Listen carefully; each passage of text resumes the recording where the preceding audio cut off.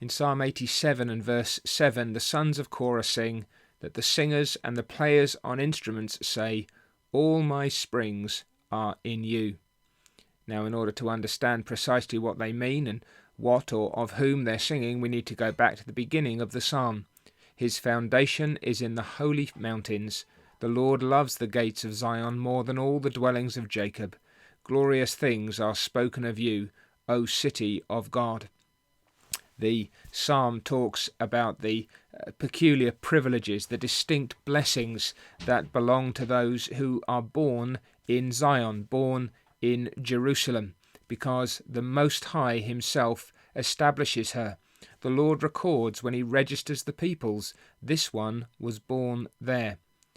For the sons of Korah there could be no sweeter privilege and no greater honour than to be born in the city where God had made himself known in a distinct way, the representation of God's dwelling with his people.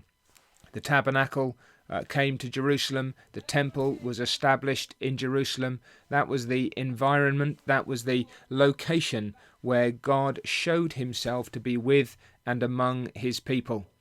Spiritually sensitive Israelites knew, of course, that God doesn't dwell in temples made with hands, but there was a representation and a reality, as God said in effect, "This is where I come near to you. This is where I make myself known. This is the picture of what it means for me to dwell with my people." And that's why the singers and the players on instruments sing with rejoicing, "All my springs are in you." It's not so much the place as the person who's in that place that makes the place itself a pleasure and a beauty to them.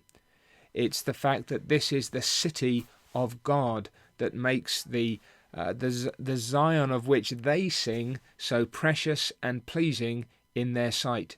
As far as they are concerned, this is where God is known, this is where God is seen, this is where his glory is manifest, this is where his word is heard, this is where his sacrifices are celebrated, this is where people come to bow down and worship God in distinct ways and enjoy communion with him as their Most High God and their Redeemer.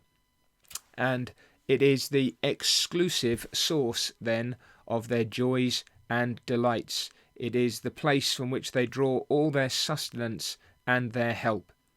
Now, if that's how the sons of Korah could think and sing under the old covenant, how much more ought we to think and sing this way under the new covenant, in which we have God dwelling in us and among us?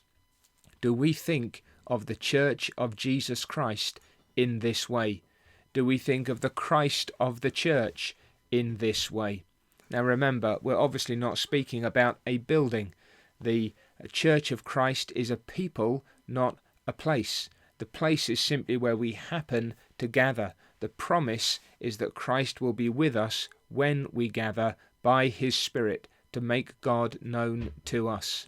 And that's why we say that when it comes to our spiritual sustenance and help, when it comes to our deepest pleasures and privileges as the people of God, we look exclusively, we look dependently to the place where God makes himself known, to his word spoken, read and preached by faithful ministers of the gospel, to the ordinances that he has appointed, to those seasons of prayer, to that one great once and for all sacrifice by which we come into his presence.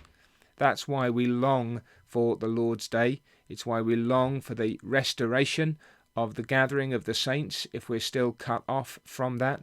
It's why we are eager to be amongst God's people in God's presence.